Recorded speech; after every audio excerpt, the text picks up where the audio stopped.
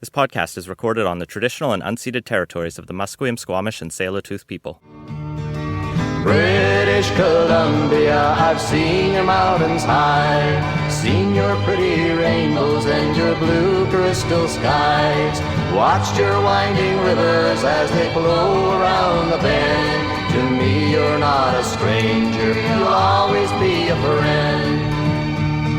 Coming to you from the West Coast, this is Politicos. Today is June 4th, 2020, and this is episode 192. I'm Scott Lundeboom. And I'm Ian Bushfield. On today's show, we talk with Stephanie Allen about the Black history of BC, racism, and police brutality. And then we follow up with some quick takes about just BC politics, the usual. Thank you to the 101 people who contribute every month and help make the show possible. Join them to keep us growing at patreon.com/politicos. And as COVID-19 continues to keep us slightly less locked down, we're keeping our patron Slack open to all listeners and supporters. Visit leginbootmedia.ca to request an invite. Politicos is in partnership with BC Today, British Columbia's daily newsletter dedicated exclusively to BC politics. Sign up for a free trial to have unique coverage of the BC legislature delivered to your inbox every morning. Listeners to Politicos enter the offer code CITIZEN for access to a special rate.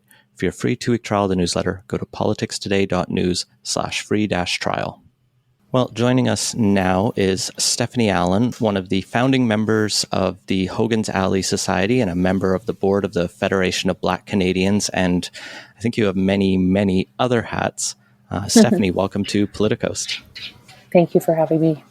So there's a lot we could talk with you about, but I think maybe just to start, how are you doing? Like, how are things going for you?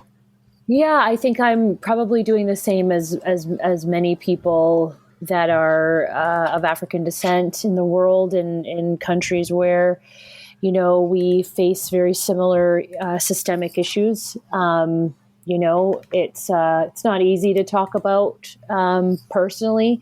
I'm much better at the systemic analysis, but I think we're all kind of coming to terms with some of the cold reality that the world we'd like to live in isn't quite there yet.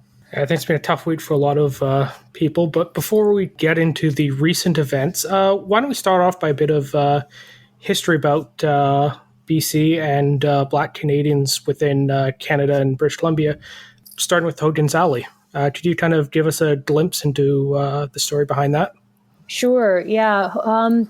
Hogan's Alley was really just a nickname that was given to a Black neighborhood, and it was really a neighborhood that fit within the bigger neighborhood that came to be known as Strathcona. It was an area where people of African descent could find housing and could find a place to live in this part of the world. A lot of Black folks immigrated to British Columbia, to the territory that became British Columbia in the mid-1800s. They came as seeking refuge from most of them from the United States due to to flee the racial violence and tensions that were happening there. They ended up migrating some to the Victoria region, and then some to other parts in Canada. And it's interesting, the migration patterns to Canada over time by people of African descent, kind of post the abolishment of slavery in 1834 is not very well documented. There, of course, were many people that, were here as a part of slavery, but then there were people that just, had moved here out of different many of them refugees, really seeking a place to get away from white violence and terror. So the formation of the community in Vancouver was similar to that, to a lot of other settlements in Canada, and started kind of forming in the late 1800s. And by about the 1940s or so, kind of was at its peak. And so it was a matter of people kind of clustering where they could live. This was a place where many of the same racial segregation laws and practices. So it was a matter of Vancouver, this region, having many of the same segregation practices that had been adopted elsewhere. There were very explicit racial covenants on land titles and home titles that prevented people from living in certain parts of this city. And then there was also the practice of discrimination. And so people kind of were able to live in this area of town because that's where other racialized people lived. And at that time, white people who were coming from British or French kind of countries or regions were also considered kind of ethnic whites, Italians, Greeks, and those kinds of things. So that was a neighborhood, and that's how that community kind of formed in amongst the other racialized communities. And it was a matter of kind of sheltering from some of the from the storm by clustering. That's the way that ethnic enclaves evolved over times in city. It was a matter of kind of banding together, having a social network where you could be interdependent, where you could kind of benefit from informal economic ties, as well as to kind of shelter away from some of the harsher aspects of racism. So there's lots of points I could jump off there. I mean, I was trying to do a bit more reading of some of the history as well. And, the BC Black History Awareness Society has a pretty good website, and they talk about many of these stories and how, Sir James Douglas, the first governor of the colony of Vancouver Island, who was half Black, born of a Black and Scottish descent, he invited, members of the San Francisco Black community to BC in 1858, who formed like this pioneer committee of 35 as kind of the first Black immigrants, or some of the first Black immigrants to the colonies at the time. But what I really found interesting in what you were discussing there is kind of just how BC's Black history ties to the oppression that I think people might be a little bit more familiar with, specifically anti-Asian racism, which has been pretty prominent in British Columbia. Not to say they're equivalent or the same, but maybe you could just kind of touch a little bit more on the interconnectedness of some of those histories. It's interesting. I did my master's thesis on this, and I didn't find, the very direct kind of, connecting issues. What's true about racism really is that it all stems from white supremacy. It all kind of comes out of that pot, whether it's the land theft that Indigenous peoples have faced in residential schools, or anti-Chinese racism that occurred in those, for that community as they migrated here as well, or tried to, and were, kind of their labor was extracted for various dangerous tasks such as building the railroad. It was, anti-Blackness was also kind of coming from that pod. And what's interesting about Douglas's invitation to Black folks to the Vancouver Island colony is that it was really done as a geopolitical move. We see this in Canadian history where Black people have been kind of leveraged as a way to kind of fight back or to kind of take a stand against American interests, and it was true here as well. There was a lot of interest from the Americans in this territory. There was a lot of Americans coming here during the gold rush. There was this kind of pressure that Douglas was facing, and he thought that if he had invited a lot of Black people to this part of the world, it would kind of push back on that encroachment of Americans. And so that was a part of his invitation. And the people who came, they were promised that they would be coming to a place that would be free of racial aggression.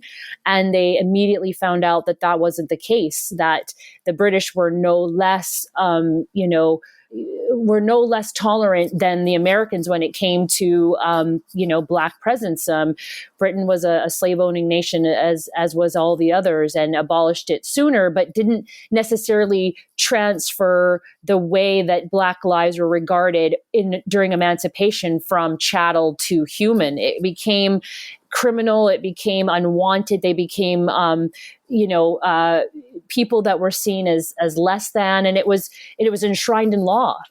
So it's a very interesting kind of history that Black folks have been used. The Black loyalists being used in that military conflict, and then also in keeping Americans out of BC. So, breaking down white supremacy, it really does create, these hierarchies and these structures, but that's where it comes from when you think about, the ways that racism shows up for various communities.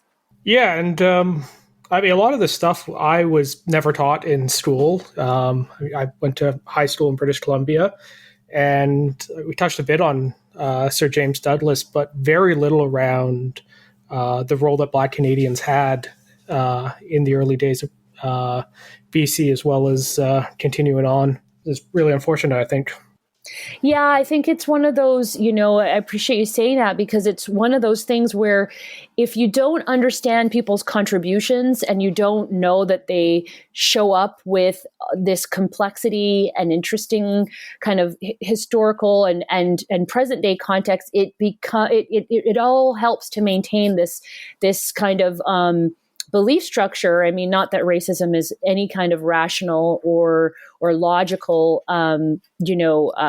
ideology, but it does help maintain it if you believe that people aren't contributing anything, don't have anything to offer. And that was a big part of the way that Black life was regarded post-emancipation. It went from, we have the right to subjugate and torture and extract free labor and forced labor from these human beings to they're not really human. They're less than. They're not very smart. They don't need, they don't have the capacity to hold equal status as white men. At the time, men were really the quote people. They don't have the ability to hold the same status. So it was all a part of it, and we live with that today, and that's why our school systems, our social systems, and our political systems, as well as economic, have not caught up fully to kind of shaking ourselves of this, very, very horrible past. Yeah, I'll give a shout out. Rob Fleming, the education minister, announced this week that they are going to move to try to make sure Black history is more incorporated in the curriculum. Of course, anytime there's a commitment like that, it needs to be followed up with real action, resources, training for teachers, finances. So the devil will be in the details there, but a good first possible move, hopefully. And really a result of community, right? Communities put pressures on legislatures and on politicians to make changes. And community has been asking for a long time so that our kids are not showing up to school, not seeing in themselves reflected, right? And not seeing themselves, outside of very narrow, kind of depictions of what it is to be Black and what it is to be of African descent. So it is a step forward. And I know a lot of people in this province, a lot of people of African descent that have worked for a really long time to see those changes happen. Well, let's jump forward from sort of the 19th century into the mid-20th. There's no Hogan's Alley in Vancouver today as it was, where it was, I believe, and you can correct me, is under what is now the Dunsmuir Viaduct. Yeah, it was, the Black community kind of, you could, according to the oral histories that were documented in Opening Doors, is, this really rich kind of first person accounts of people that had lived in Strathcona around the 60s and 70s. They describe it as being from Maine to Clark. And from like kind of the railroad station to the water. If that's where you wanted, if you wanted to see Black people in Vancouver, that's where you went. And so the area that is currently under the on-ramp to the Georgia and Dunsmuir viaducts was kind of the high street, kind of the type of the part off of Main Street where this alley may have existed that everyone refers to, or Park Lane, but was really kind of the heart of the community there. So that's where, that's really where the heart of the community was. And there was a lot of different aspects of Black folks that existed all throughout Chinatown and all throughout Strathcona. But that kind of was considered the heart of the community. It's where Vi's Chicken and Steaks were on Union and Main. The Fountain Chapel is at Jackson and Pryor. That was the Black church, the AME church that was founded in the early 1900s, 1919 was when that church was founded. And so those were kind of the some of the community assets that were there. Hard to tell now when you go there, but that's where they were. And I think it's pretty easy to draw the line that the reason they're not there and the reason those viaducts was when the urban planners of the era decided that Vancouver needed this freeway extension from Highway 1 through downtown, that the easiest way, in their view, to do it was to go through the marginalized communities of Strathcona. Yeah, to it's one displace of those those. people. Yeah, it's one of those really interesting things when you kind of start to cobble together the ways that urban renewal emerged in North America. Like I said, there was this problem not only about Black life that had now exists in societies that didn't want them to exist as on equal footing as white people, and they also are taking up space that white societies and urban areas didn't want to have within their boundaries.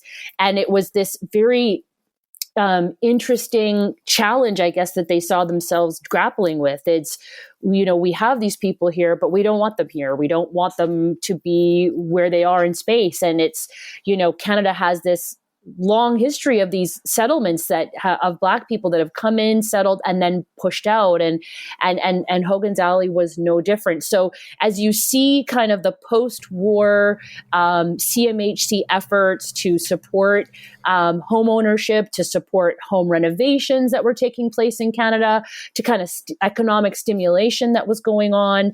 There's some great Vancouver archive files for those who like to dig into those, like I do.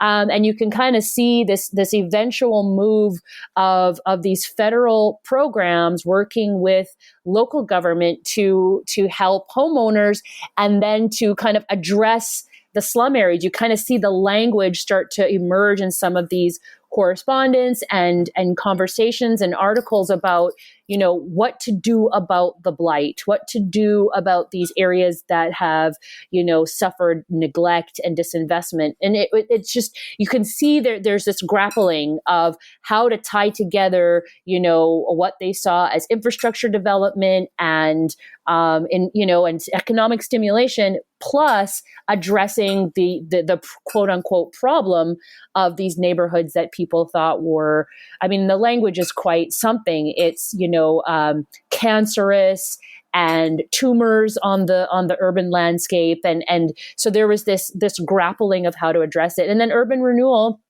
kind of hatched in the United States, became the way to do the way to do it. It became the mechanism to accomplish several things. It was, cleaning up and scrubbing up the urban core of cities to facilitate and support commerce. It was, the ways to kind of cut back or push back or get rid of what were called blighted conditions, and then to build highway infrastructures that allowed, white commuters, men who typically are coming into the city center for work and leaving back to go home. So it was a real kind of many birds with one stone approach to urban planning. And while the earliest city plans kind of did these core zoning efforts to, this neighborhood was, immediately zoned industrial as soon as, zoning became a thing. There was restrictions of those areas of town that were more affluent with larger housing lots, which we continue to struggle with today as a problem and a barrier to making more inclusive neighborhoods. And so that's how you kind of see these things start to converge. It was a matter of addressing it. And so there's low income communities. They don't have the same political fight back. People aren't considering them, and they really were unwanted. It was, it was like, you don't got to go home, but you got to get out of here. Like, people didn't want them a part of these communities. They wanted them gone. Where they went was not the concern. It was just, let's get rid of them. Now, of course, Americans implemented really major concentrations of housing projects, and Canada did their version.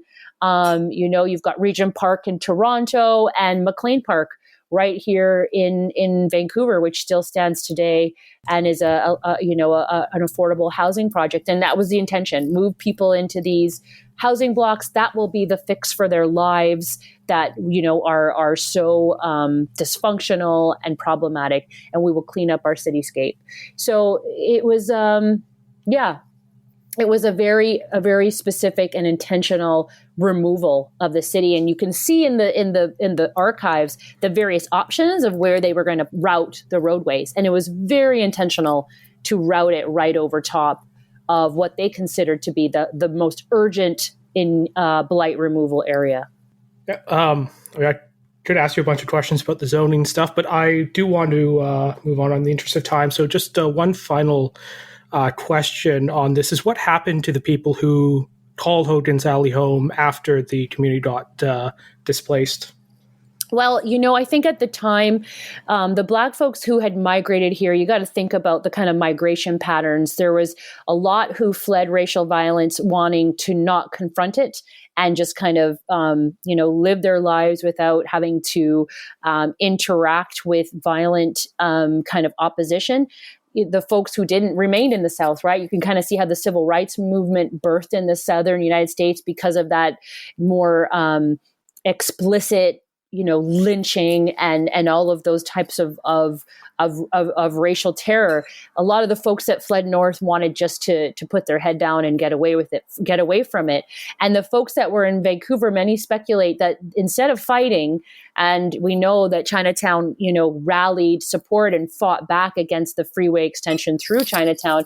The folks in Hogan's Alley, many of them just dispersed. They went to other areas in BC. Some of them took their chances returning back to the United States. Many of them preferring to go take their chances back where they had, family members and other community bonds, really feeling the destruction of community here. There's stories of families that moved out to other parts of the city, and by the time they got there, there were petition signs saying we don't want Black people living in these neighborhoods.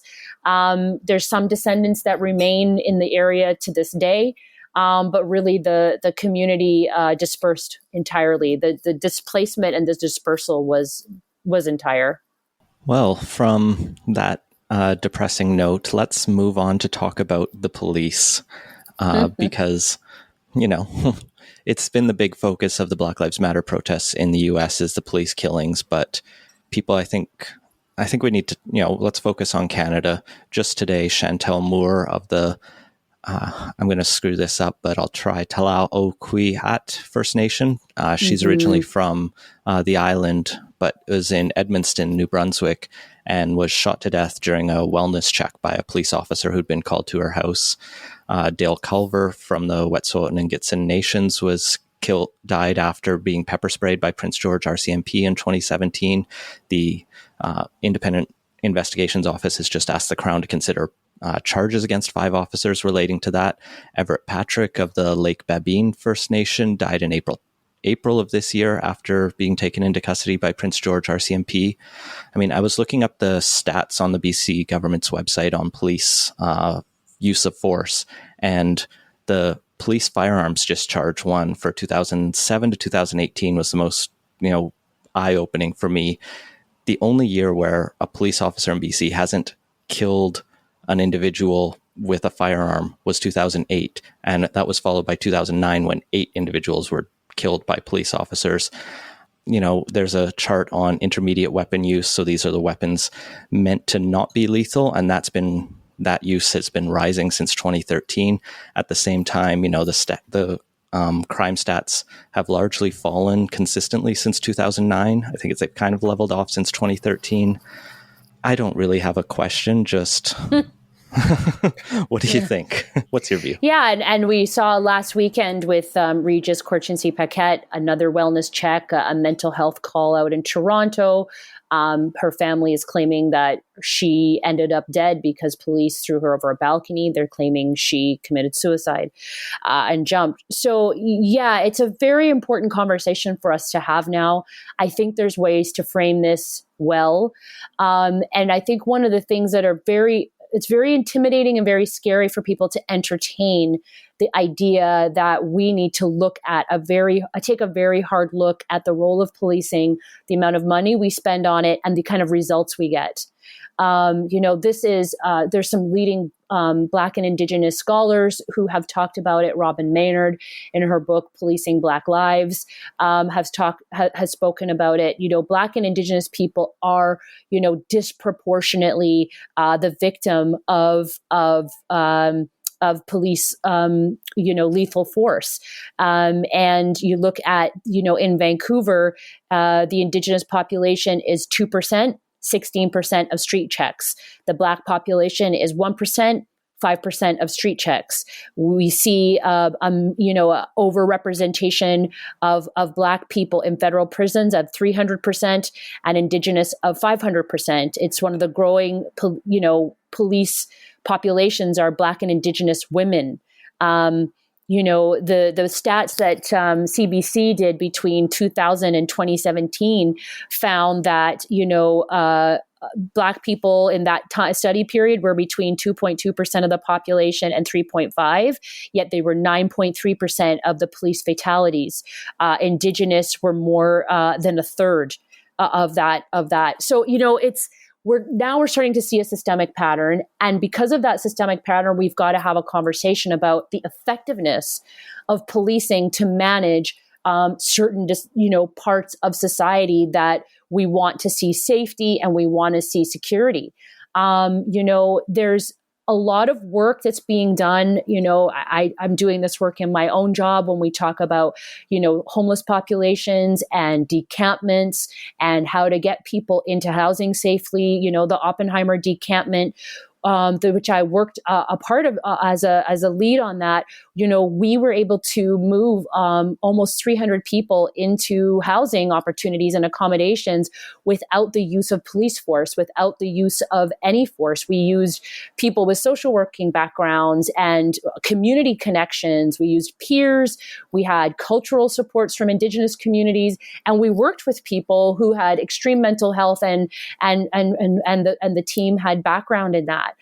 We were able to do all that work, which could many opportunities for escalation, many opportunities where it could have been gone a different way, and it didn't, because we applied these kinds of practices. And I think it's one of those things that we haven't explored. We haven't looked at how to divert some of the funding that we put into police into those types of resources so that we don't need to rely so heavily on an armed force that is trained with lethal force when there are people having mental health episodes, when there's behavioral episodes, and when there's other things that can be managed. I see a lot of the rhetoric talking about, well, what would you do, and how would you what would you do in a case of an emergency, or what would you do in the case of someone having committing murder. I mean, we can talk about what should be in place to deal with violent crime, with serious offenses and things that require that intervention.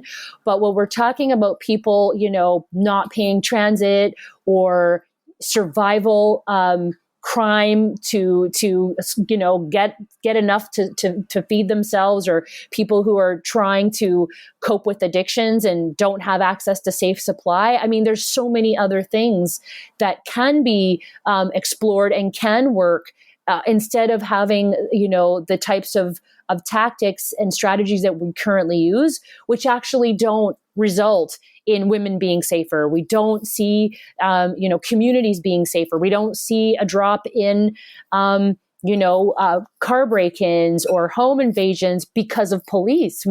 The things that address those are social supports, are economic development for underprivileged communities, are, mental health supports, and those kinds of things are the things that address that, not policing.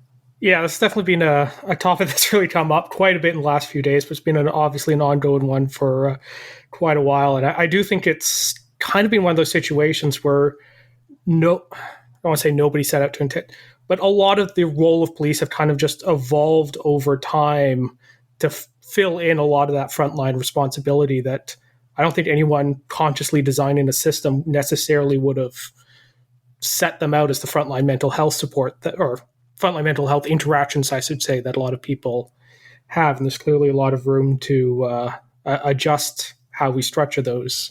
Yeah. And I think, what's interesting about that is that, there's the byproduct of civilian fatalities in these encounters and some of the harsh, results of these situations, I think play to and speak to how a lot of these things were established, right? Look at the RCMP's history with Indigenous communities and how they were leveraged to enact so many of the anti-Indigenous, white supremacist, land clearing, residential school assimilation policies of the state. And so it's hard to take an institution like that had that founding and then really change and reform it when that's kind of what it's evolved with. And so I think the conversations around, how did we get here are important. And then it's also about where do we want to go? I was saying to an acquaintance of mine, if I ever die in police custody, you need to know I didn't kill myself. And it's not something to be glib about, but it really is something that I think people of African descent are very aware of, and Indigenous people too. It's like, if we get into these altercations and people say we've died because we've killed ourselves, is a frightening outcome if people were going along their lives in other instances, and we see these the ways that civilians are dying and the types of crimes that were in play. Not all of them were, mass murderers on a shooting rampage. These are people that could be having all kinds of distress that, someone showing up with a gun is not the answer for. So I think it's such an important conversation. There's, people like Sandy Hudson, who just published a really great article that lays out the argument for how we think about repurposing of the funding that we give to police to community resources. And I think it actually makes police safer. The people, the men and the women and non-binary folks that are doing these jobs to serve community, it's better for them if they're not being put into situations where they're, anticipating a fight and then a fight is the result. People are triggered by policing. People react to those uniforms. People have, trauma that they bring through their lived experience. And so when they have these interactions with police, it can escalate. It's a very different experience with social workers, and social workers that were working and people with that background that were working in Oppenheimer Park use those skills. They used the skill sets that they had to de-escalate and there were some pretty, intimidating and predatory elements there. Absolutely. And for those elements, then we need a very strategic and focused approach to deal with them, but not to deal with just homeless people that don't have a place to live or struggling with, mental health and addictions. Like that's not the answer. Yeah, to kind of take this back, I guess, to almost first principles, the state has a monopoly on violence. I think we all agree that is, as imperfect as that is, that's probably better than the alternatives.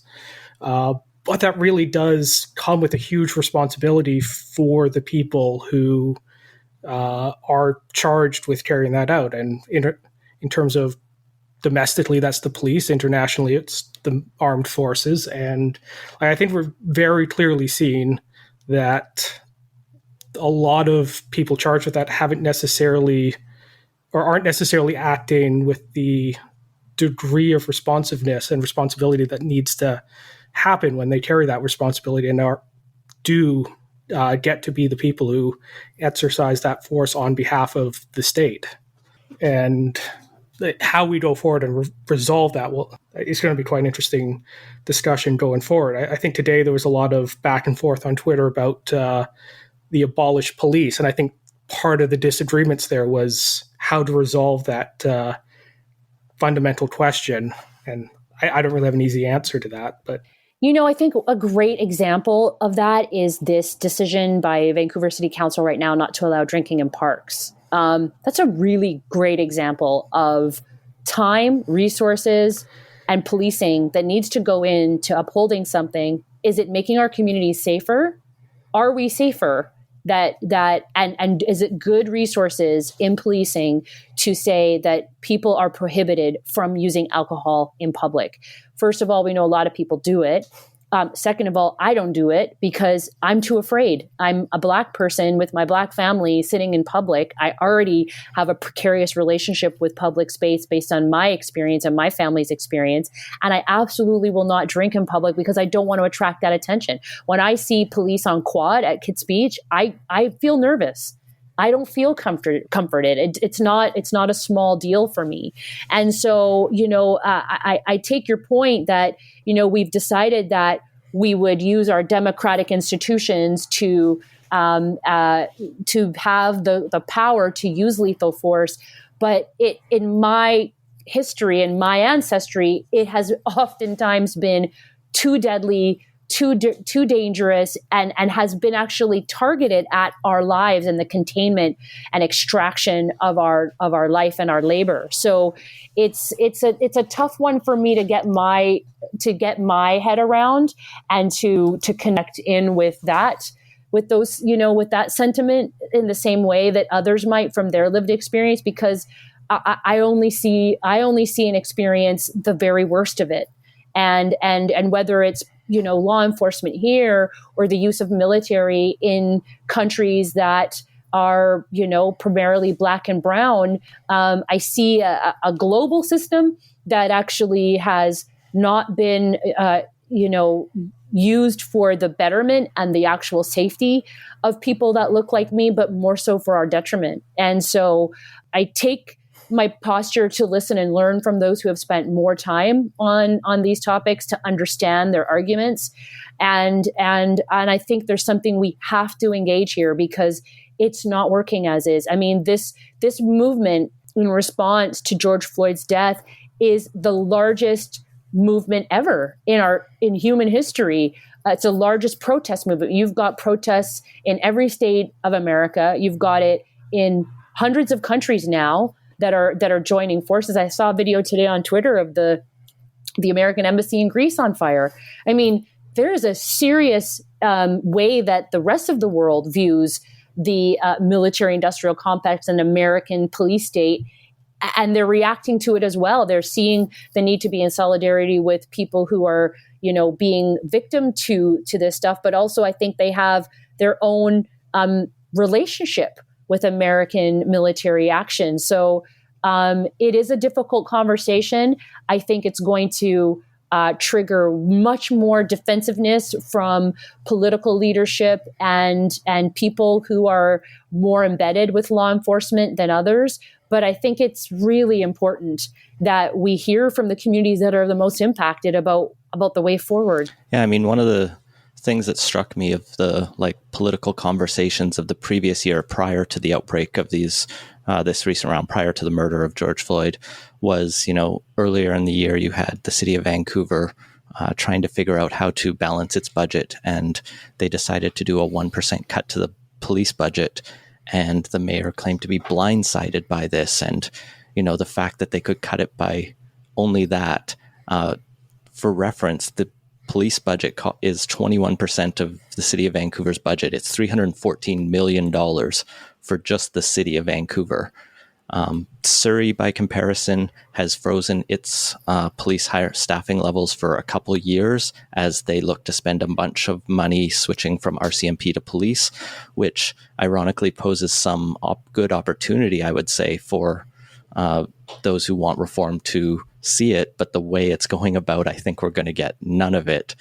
Meanwhile, when that freeze was announced, the public safety minister, Mike Farnworth, said, he sided with the RCMP, saying they need to be they need their staffing levels upped. And I think even the Alberta NDP. So it comes across from all sides of the political spectrum, this, plea to public safety, or I remember hearing about rural crime in Alberta, which are a lot of coded terms, I think, for really just upping this police state level and, responding to things that aren't violent crime with armed officers, which is just not it's not proving effective. Our crime rates are dropping.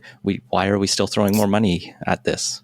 Exactly. I think that's one of the biggest questions that I grapple with, and I think it's hardest to defend, is that if we have crime rates dropping in Vancouver, why are we increasing spending on this militarized response? Why do we need a tank at Car Free Days and armed?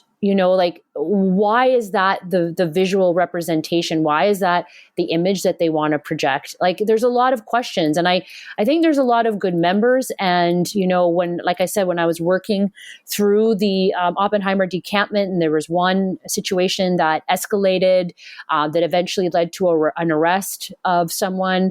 That was a very specific and targeted response, and we had a great system that we had worked with, but we did not have, police moving homeless people. It wasn't necessary, and I don't think we ever want to be in a position where we're doing that. But we know it's happened in other instances, and so it really is going to be something that I think you're talking about, having a conversation with people to cut back on their jobs and cut back on their profession and the size of their industry.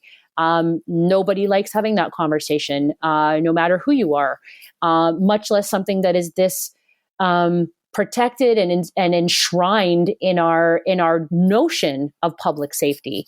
But I don't know how much more the public is safe and which public feels more safe. I think that's why the conversation keeps coming back to white supremacy and the role of policing in upholding that. There are people for whom policing is somebody you call because you see a kid selling lemonade that you don't want to see in your neighborhood. There's a lot of the ways that, and we see so many of these stories on social media of people calling police for people doing the most benign, everyday things, but because they have a presence in public that some people feel threatened by, this is their go-to response. And so unpacking that reveals the bigger issues of how police have been leveraged to subordinate and to suppress and sometimes to kill Black and Indigenous and Brown lives in this country. I guess one final question here is, and something we maybe hinted at a bit, but haven't really discussed directly, is accountability. And one thing I've really been a bit shocked by watching, particularly what's been coming out of the States, has been the I guess, lack of discipline and complete disregard and just downright bullyish behavior that you've seen from the police at a lot of the protests. And I mean, for all the talk of militarizing the police force, they don't seem to have been instilled with the same discipline and internal accountability metrics that the actual armed forces have. And what are your thoughts on how do we reform a system where more accountability is given to police officers that don't abide by what we should all expect of them? Yeah, it's a great question. And I've often wondered, in Canada, when we see issues arise like, Regis Korchinski-Paquette's death and some of the recent deaths that we've seen, the lack of transparency in this country on even just the reporting. We get no details. We don't know who's involved. We don't know names of officers. We don't know the circumstances. It is such a media blackout. We have so little information.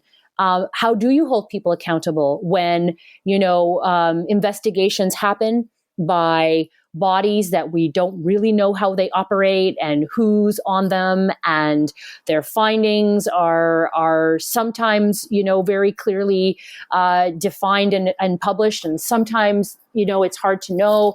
It is very tough in this country to see accountability. I think it's less so than the United States, because at least we get to find out who people are and what has happened. And you can kind of see the reporting and the access that even the press has. We don't have that here. We don't know the names of the police officers that have taken the lives of civilians and what the results were and how that went down. And so I think there's such a long way to go for us to feel a trust in the system and the use of lethal force and the investigation of the use of lethal force when it does happen. And you're right. The one positive thing about this, and there's very few, but there's a few, is that thankfully the media is on the ground and is recording these, and people are recording with their cell phones, the complete and utter disregard for unarmed, peaceful protesters and the use of violence by police. It is one of the most important parts of this. That's why the civil rights movement was successful, was because the world was being beamed with images of unarmed, peaceful protesters being brutalized by police. And this is going to have the same impact. And it is having the same impact. You're seeing the world rally, around, this conversation now around the role of policing with peaceful, unarmed people. It defies logic where we are. But, when you're talking about police brutality, you want to make a point about police brutality peacefully, and you've got police dragging people from, kneeling positions or very, very passive positions and taking them to arrest them. It is wild to imagine that this is going to be the answer to anything. It's only going to continue to escalate. And frankly, young people, people younger than us are, I've seen a lot of the 19s and the 20s and the 20, like that age group is at the forefront of this. They are willing to risk a lot to express their frustration, to express how fed up they are. We've seen way too many police killings of Black and Indigenous people, and they've had enough. And it's been a bombardment over the last while, and with the cell phone videos that are coming out. So, yeah, it's a great aspect of this point is that they're not even embarrassed. They're beating up media. There's the crew from Australia that were live on air, and the police came in and aggressively shoved them off and pushed them over. I mean, it's really hard to make an argument that this is not excessive when we're seeing these images. Yeah, I just want to add one point onto that, is that you've also seen a lot of use of rubber bullets and other implements which are mischaracterized as non-lethal weapons, when in reality there's no such thing as a non-lethal weapon. There's just weapons that are less likely to be lethal. Right. We don't have phasers with a stun setting on them at all, and those should absolutely only be used when absolutely necessary, and you just haven't seen that respect for the use of force. Yeah. No, and the rubber bullets, I think there's been a lot of cases I've seen on social media of people with fractured skulls, with extreme injuries from the rubber bullets are like, I don't know what you would describe the size of it of. It's a, I don't know if you've seen the pictures I've seen the pictures, yeah. Yeah, they're pretty big. It's almost like a mouse, like a computer mouse. It's a pretty big, it's like a pretty big thing, and it's hitting people. And you can see that, like, there was a kid who filmed himself from his hospital bed with, brain hemorrhage from being hit with rubber. But there's an image of a police officer, aiming a gun with rubber bullets at a man with a baby on his shoulders. I mean, at a certain point, these images, we can't make arguments and recognize Tiananmen Square and some of these major, the Hong Kong protests and talk about the fight for freedom and liberation, when right here we're seeing a liberation struggle be completely suppressed with violence. Definitely agree. There's, lots more we could talk about, but I think we'll turn to close here. I'll throw links in the show notes to Hogan's Alley Society, the BC Black History Awareness Association, Black Lives Matter Vancouver, the book Opening Doors you mentioned, Sandy Hudson's article, a bunch of other articles and reports we referenced and some we didn't, linking to lots of different instances of police brutality in Canada. Your Twitter profile at Built Justice, which everyone should be following. Stephanie, is there anything else we should make sure listeners know, or anything else you just wanted to close on? Yeah, thanks so much, Ian. I appreciate you bringing me on to talk about these things. It is a difficult time, but I really want folks to be impressed with the fact that police brutality, or the conversation around policing and racialized communities, does not live in isolation. It is one piece of a larger puzzle of white supremacy and racism. Some of it is interpersonal, some of it is systemic, and some of it's institutional. But, the police brutality, police violence, the killings of innocent, unarmed people for minor infractions is one part of a larger picture when we talk about racism and systemic white supremacy. It's not all KKK and it's not all Nazis. A lot of it is the lack of representation in all of our economic, political, and social systems.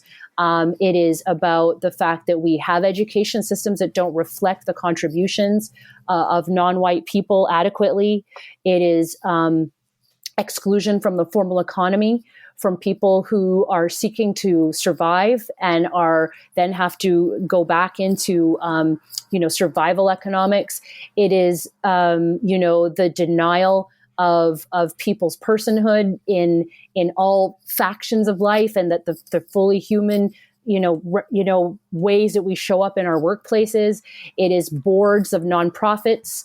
It is elected officials. It is boards of government agencies that lack representation, that lack these other perspectives, and it's policies and programs that continue to deny opportunity to some and provide unearned advantage to others.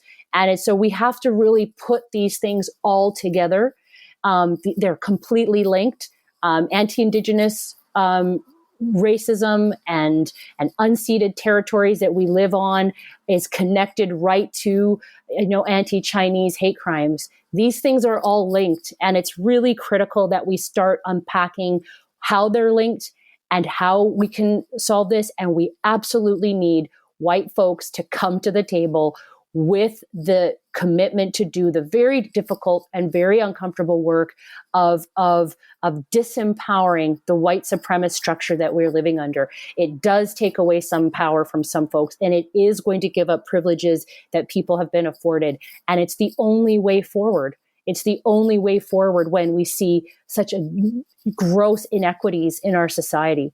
So I just wanted to leave folks with that thought, because again, these things are not isolated. They're not living on their own. It is part and parcel of bigger conversations we've got to have.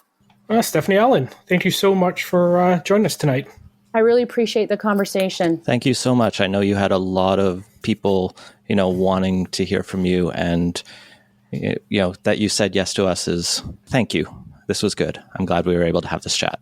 Yeah, I appreciate it, Ian, and and for the interest with with your podcast here, because it's something I know you've been a committed supporter for a while, and really have always tried to amplify the work that we're doing. And I think it's the time that you're the type of folks that I'm happy to give some attention to, because there's a lot of folks that are just have not been at the table and now want to start having conversations. And it's harder to give those kind of folks time, because where were they, a year ago or two years ago or 4 years ago? And so I'm glad that they're finally showing up, but they've got some work to do before they can come and talk to us about our stories, or that we feel comfortable sharing our stories. So I do appreciate it. All right. Have a good night. All right. Take care. Well, launching into Quick Takes, the fundraising numbers are out for the first quarter of the year. The BC NDP pulled in the most at 679,000, followed up with the BC Liberals at 638,000, and the Greens trailing way behind at 105,000. Yeah, the NDP had 6,800 donors, the Liberals about 5,000, the BC Greens about 3,500. The NDP continues to raise its money mostly from donors who give less than $250. The BC Liberals mostly from those who give over. And the BC Greens are kind of more evenly spread. There's not a lot of news that can be drawn. These numbers are good for the Liberals, I think. They're up from where they were having a bit of, difficulties last year. But that may just be that they got the people who are always going to give them money to do it in the first quarter. I guess we just kind of have to wait and see how they're doing later in the year. Yeah, the first quarter is where you'll get a lot of people putting in their big yearly check with their maximum donors. That's not surprising. I'm just kind of a little curious how this compares to last year's Q1 fundraising numbers, because with coronavirus and everything, there's going to be probably a drop. I think I was trying to look into that. The Greens have done a lot better. They have a lot more donors. This 3,500 donors they have here is actually a pretty good number. They're in the same range as the big boys, as it were, except they're just not getting as much money per donor. So the Greens really need to hit those people again and again. Maybe they're all on monthly donations and it'll add up over time. It looks like over last year, the Liberals are up in total donors. The NDP is slightly down in the number of donors. There's not huge changes though, but overall, I think that leaves the NDP still in a overall better position. We've talked in the past on fundraising numbers how the Liberals suffered a bit, particularly right after the last election, whereas the NDPs just kept ramping up. And with the new fundraising rules, the Liberals struggled very initially to keep up. And so there is a bit of an advantage for the NDP, particularly being government. And, I don't know if in history we've ever had a situation where the NDP has more money than its competitors going into an election. Well, money in politics does tend to follow success. So it's not a surprise that they're doing better than the opposition party. Yeah, each of the parties are also getting their per vote subsidy, which helps pad their contribution amounts. That'll slowly be phased out. But, that's what helps keep people employed. There's been controversy federally and in Alberta, at least, about political parties accepting the wage subsidy to make sure that they can keep people employed. I don't think there's been any news about any provincial parties here in BC accepting that yet, but none of them have closed the door to it because, money. Yeah, and people like to make a big deal about that. I know pretty much any party that did take the money got a bunch of bad press, but if we're going to follow the basic logic of the program that, you want to keep the employer-employee relationship together, there's no reason why people who work for a political party shouldn't have the same thing apply to them. Absolutely. And, it's, political party staff are staff people too. But let's move from funding political parties to tenancy. The BC rental supplement numbers are out. This was the $500 that the provincial government announced that landlords can get to ensure that their residential tenants can still cover their rent. And I think there was an initial budget that they set out that they would make sure that, if every one of the 600,000 tenants in British Columbia would need this money, they could get it. But really only 15% of British Columbian renters did apply for it. Which took a lot of people by surprise, I think, that the numbers were so low. Yeah, it was about 87,500 applications, some of whom were deemed ineligible, but significantly less than I think people were expecting. Yeah, the big concern when it was first announced was that there was going to be oversubscription to it and there wouldn't be enough money set aside to go around. I think part of the problem ended up being that this program rolled out with a number of criteria that possibly made it, if not harder to get, at least perceptually harder to get. It was based on your 2019 income. You had to show a drop in reduction. There was an income cutoff, I believe, and just a little bit, that barrier versus the CERB where you just basically said, I need it, give it to me, and we'll figure it out later. The other news on the rent support and regulations is that BC's banning commercial evictions for landlords that don't apply for the benefits. Yeah, so there's a federal program that was announced, the Emergency Commercial Rent Assistance Program.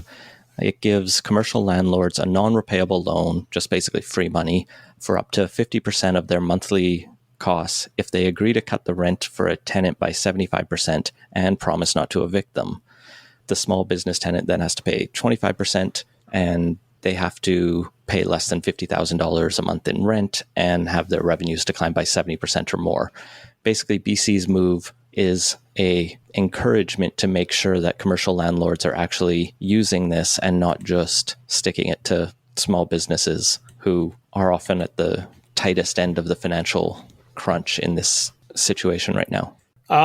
Another organization or group of organizations that feel a lot of financial crunch is municipalities who've had their revenues dry up. And we've been talking for a couple of weeks now about how other levels of government would support them. And the federal government's answer announced last Friday was, well, we have about $2.2 billion in gas tax money that's going to come your way anyway, but we're going to cut you a check in June rather than waiting for it to be dispersed normally.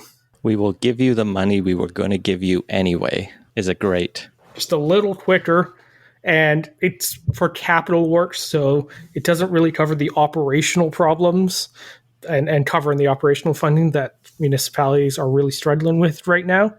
And we talked a couple of weeks ago when the provincial government allowed municipalities to borrow against their capital funds to cover operational costs. And that's basically been the approach both levels of government have taken of, well, you can we'll help you a bit on the capital stuff, but none of it really covers off the real operational needs. And just kind of disappointed that big municipal financing problem isn't getting solved, particularly because that if municipalities do have to lay off staff or cut back hours, well, that's going to cause further economic problems. Yeah. And you'd hope we would have learned the lesson from 2008 and that big recession where lower levels of government having to cut staff because revenues dried up made the situation worse, but clearly we haven't. Yeah, the Federation of Canadian Municipalities has said cities need immediately $10 to $15 billion of short-term funding to stay afloat. Like the city of Vancouver is looking at a $300 million shortfall.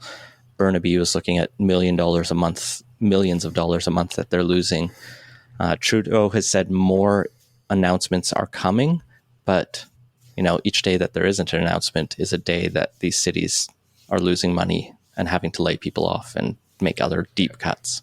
One follow-up from our discussion last week on Huawei is that Bell has announced earlier this week that they have chosen to go with Ericsson to build their 5G network, as well as Telus has also announced that they won't be proceeding with Huawei, which basically means none of the major telecoms are going with Huawei. So I guess that helps Trudeau avoid needing to make a very obvious decision that he's been dragging his feet on nonetheless. Yeah, I don't know if Rogers has made an announcement. I think that's the last major. I think they'd already announced they were going differently. Okay. But yeah, this is definitely an easy way for Trudeau to get out of having to make the decision. I think there's still a lot of pressure from our military allies and the international or the security, to still make the call. But yeah, we'll see. It still really is it's such an obvious thing that you don't want at the very least, unfriendly country in a lot of ways to have a role in our critical infrastructure. Well, and finally, the province of British Columbia's Budget 2021 consultation is open. The link will be in the show notes if you want to submit your views on what the BC's budget should look like, both in terms of what priorities they should take, and you get to do the fun thing where you take $1 and divide it up between all the different programs.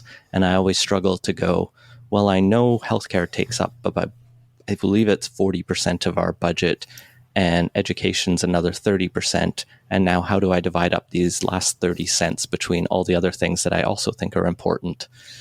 But, you can mess around with it and say healthcare gets $0 or education gets $2. Play around, give your thoughts and opinions to it. I will actually be presenting to the Finance Committee on Monday afternoon for work. I get to do a 5-minute presentation via Zoom. And I believe that'll be live streamed on the government's website at 4:50 p.m. if you want to watch that. And we'll put a link in the show notes to the consultation page. And that has been Politicoast. Find links to everything we talked about at politicoast.ca. Support the show and get access to our Slack channel at patreon.com/Politicoast. Our intro music credit is Beautiful British Columbia by Serge Plotnikoff. Politicoast is a production of Leg and Boot Media, and editing services are provided by CHLY 101.7 FM in Nanaimo. Wash your hands and stay home. Thanks for listening.